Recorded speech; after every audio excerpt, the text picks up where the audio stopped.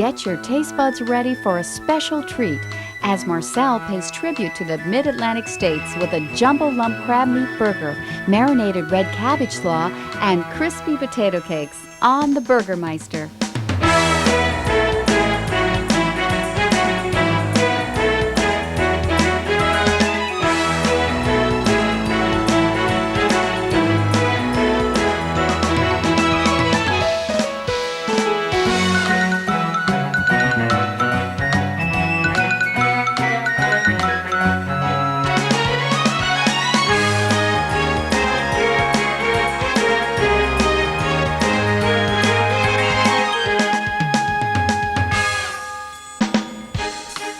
Welcome, my fellow burger buffs. I'm Marcel, your Prince of Patties, with a very noteworthy addition to our burger recipe file this episode.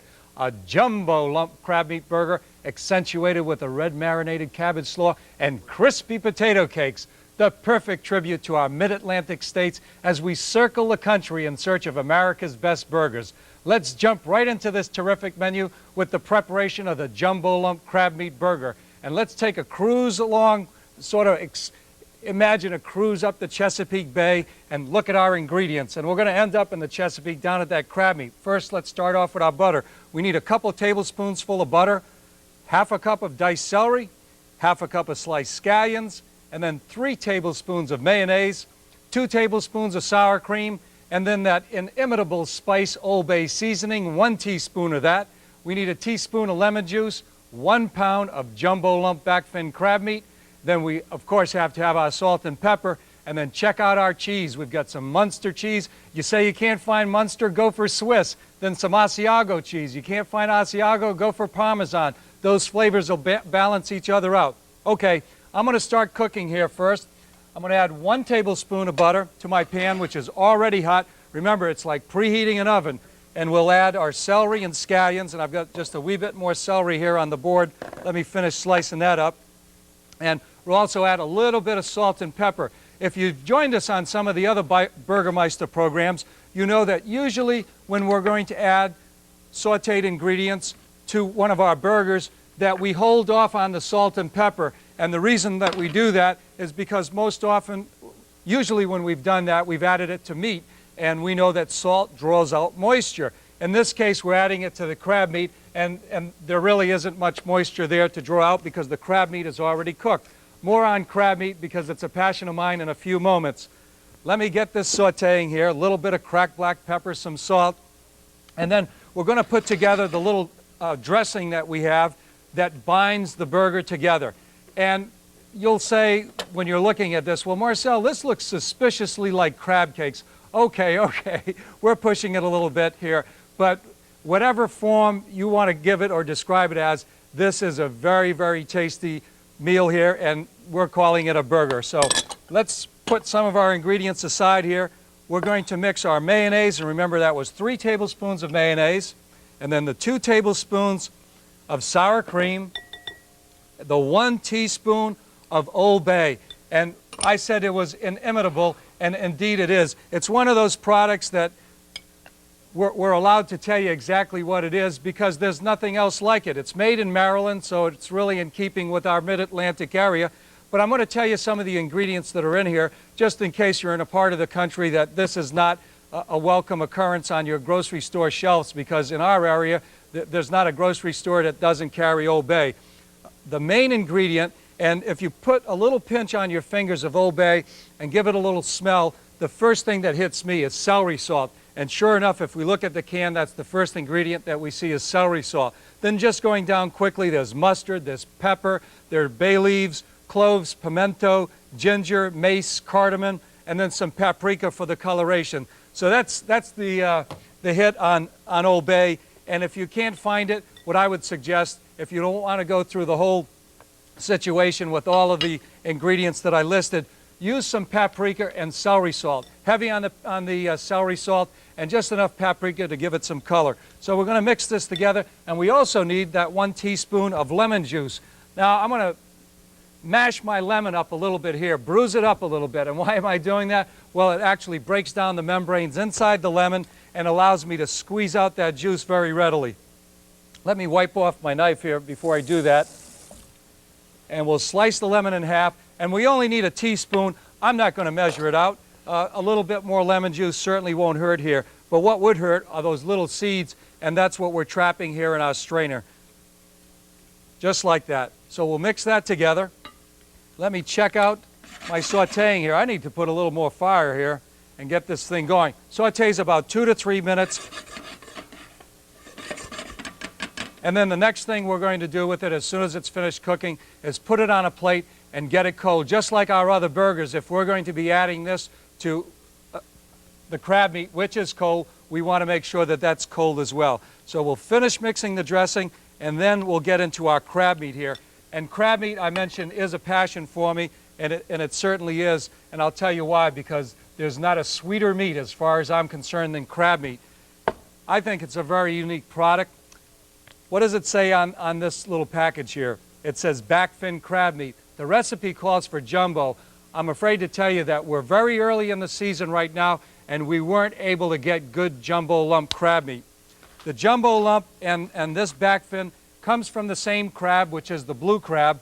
And I love the name that the Greeks have given to our blue crab, which is, I'm not going to tell you the Greek pronunciation because hey, I had a hard enough time as an altar boy with Latin, forget about Greek. But what it means in English is beautiful swimmer.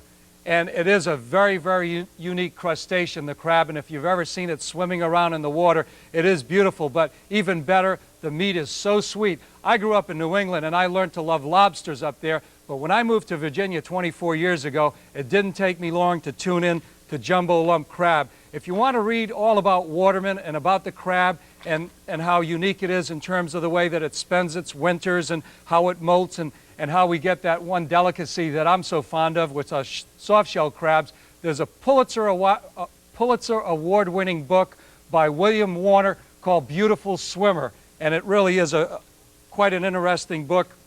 Let me set this aside. And one thing that we have to do with this crab meat is that we have to go through and pick it. And why do we do that? Because there's still a little bit of shell, so essentially that's what it looks like. We want to pick through it and see if there are any little shells, and if they are, you want to remove those because you don't want to get caught, some of those caught in your teeth when you're eating this little burger.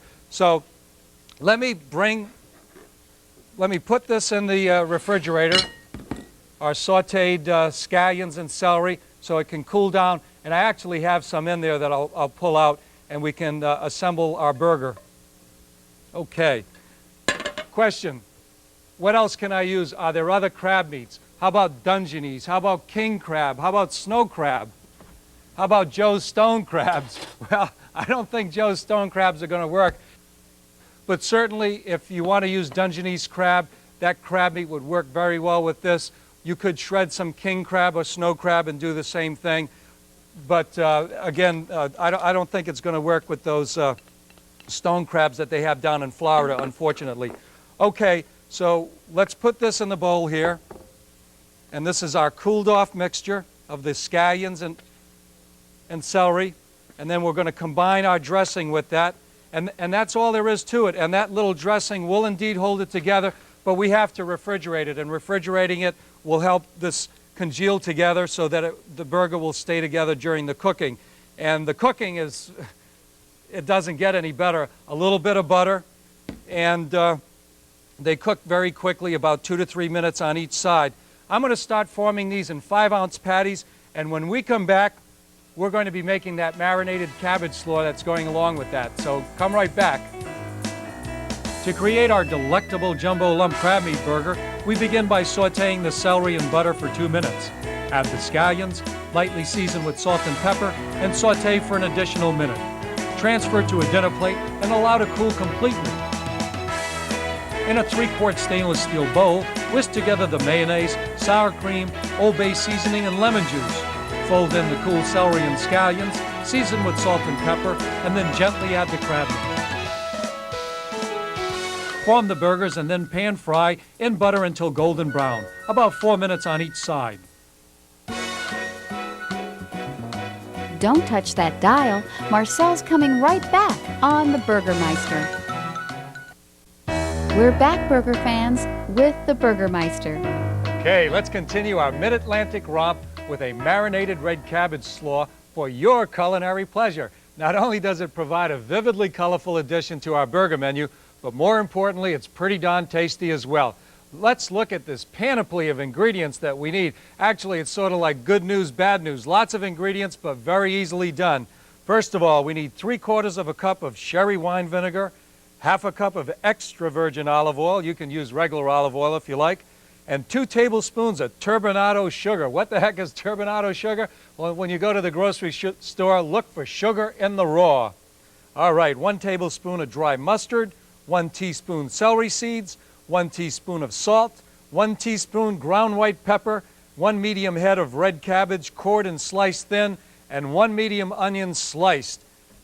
All of these ingredients, with the exception of the vegetables for the slaw itself, which are the cabbage and the onions, all go into a pot, and we want to bring that up to a boil. This is rather a unique little recipe. This dressing is very hot when it's poured over our cold vegetables, and then we do something that's even more out of the ordinary. But before we do that, I wanted to take a moment while we're waiting for this to come to a boil to tell you that this recipe comes to us from our Burger Meister friend Rod Stoner. And I know you've heard me mention about my friends, the Burger Meisters. Well, Rod and I go back a long time. We started at the Culinary Institute together when it was still in New Haven, Connecticut in 1963. And Rod was very much my big brother at school and kept me out of a lot of trouble. But one piece of trouble he wasn't able to keep me out of was a little dough fight in the bake shop. And I know the students at CIA are much more serious these days, but back then it was a little bit looser, and we were having a little dough fight in the bake shop. And I got a hold of a big piece of rye dough, and my pitch unfortunately went awry and hit one of our instructors square in the back. And I remember his name, Mr. Wilmot, and poor Mr. Wilmot almost went down for the 10 count on that one.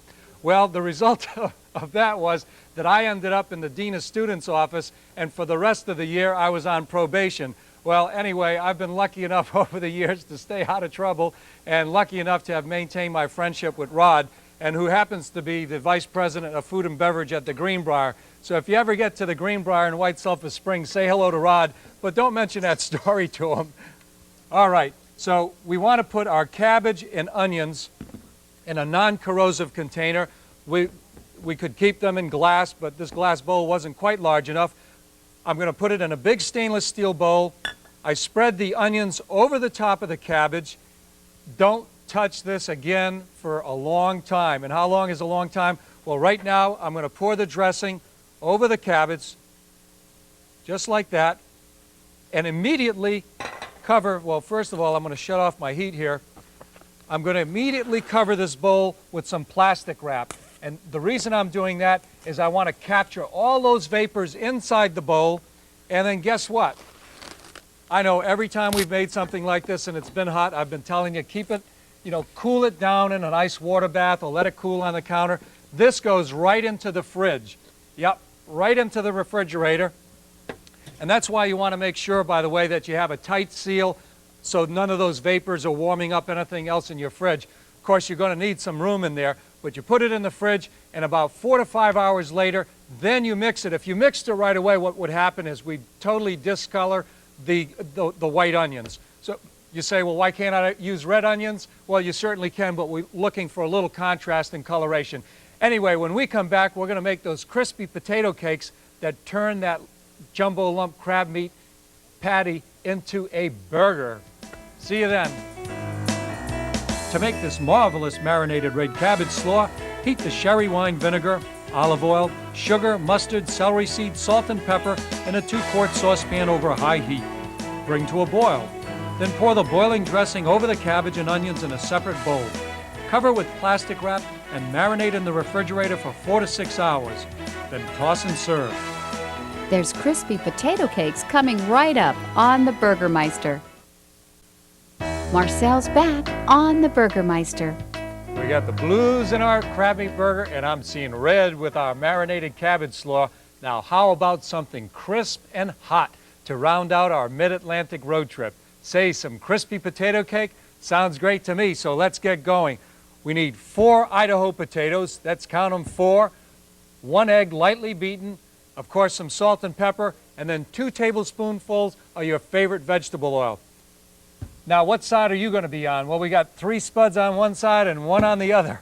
Okay, this 1 spud, we're going to boil it in water for about an hour until cooked all the way through. And what do we do with that 1 potato? Well, we grate it. Get your grater out, and then with the skin on, this is a very natural looking crispy potato cake, so we grate the whole thing just as I have here. Okay, so that was the 1 spud that we boiled.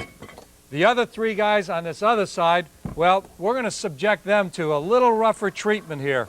First, I'm going to trim the ends of the potato, and then one of my favorite kitchen gadgets happens to be a Japanese turning slicer. Now, we take the potato, place it on the slicer like this, boom, like that. Where can I get a Japanese turning slicer? You mean you don't know? Check out your Asian hardware store. You don't have an Asian hardware store? Forget it. Buy some English muffins. Use those instead of the crispy potato cakes. All right, here we go. Look at this. I love it. Can you see that? Look at that. How far can we go with this? I mean, look at this thing. This is a very useful tool. Here we go. And then as soon as we turn all of the potatoes, the 3 potatoes, you want to immediately put them in cold water. I mean, look at these strands here. They're terrific. But you know, the one setback to this piece of equipment, we still haven't figured out what to do with these when we're finished. So if you got any good ideas, how about let me know? All right, potatoes off to the side. Here is our 3 potatoes. All of those were turned on the turning slicer. Let's put it in the colander. And what we want to do here is to also refresh the potatoes with a little cold water.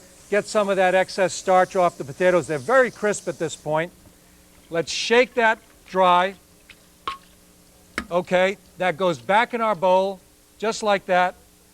And then now we add that grated potato, the 1 grated potato, lots of salt and pepper, and then the 1 lightly beaten egg. That goes right in there just like that. And then we have some fun, and we use our gloves to mix all of it together.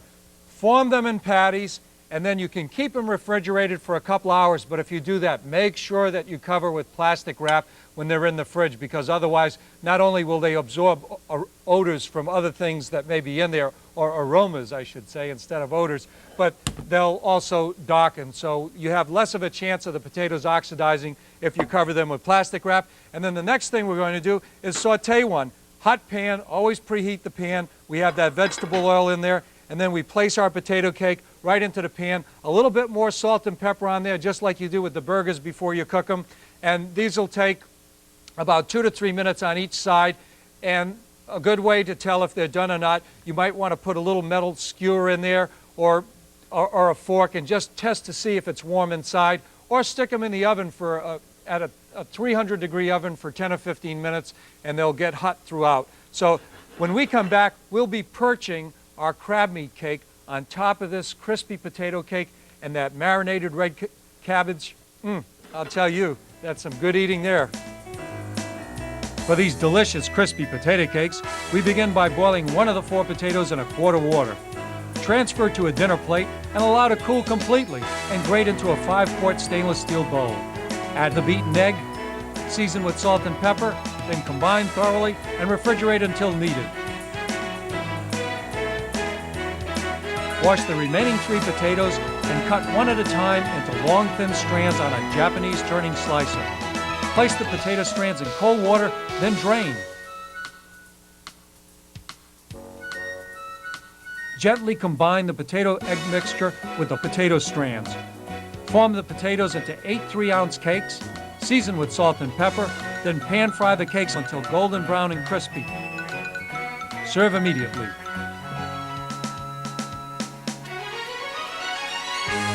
Well, I hope this is the moment you've been waiting for. The crab burgers are coming to life in the pan, and you can hear them sizzling. I've got the last one to put in here, a little bit of salt and pepper, and I can smell that Old Bay seasoning, that little bit of celery salt that's in the Old Bay coming up at me.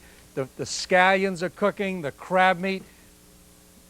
This is, I mean, it's an incredible little burger here. Did you ever think when you tuned into the Burger Meister that you would be feasting your eyes and that your senses would be seduced by crab meat in such a way? Well, If you thought that was seductive, wait until we put the Munster cheese on here, sprinkle the Asiago, and pop these little babies under the broiler. And that's our next step. The burgers come out of the pan, and handle these very gently because they're very fragile at this point. On the baking sheet, just like this. And it stayed in the pan about 4 minutes on each side. The Munster cheese first, slice on each burger, and then a little sprinkling of Asiago over the top. And you're going to be over the top when you see these little babies come up out of the broiler. So under the broiler, just until it starts browning. And check it out over here. Unfortunately, this brings our Mid-Atlantic journey to a close, but what we've got is quite a menu here to show for it. The jumbo lump crab meat burger, marinated red cabbage slaw, and crispy, they are crispy potato cakes, all adding to the taste and texture of this Chesapeake adventure. Believe me, it's as good as it looks and as mouth-watering as its name implies. For the Learning Channel, I'm Marcel Desaulniers. Relish those burgers.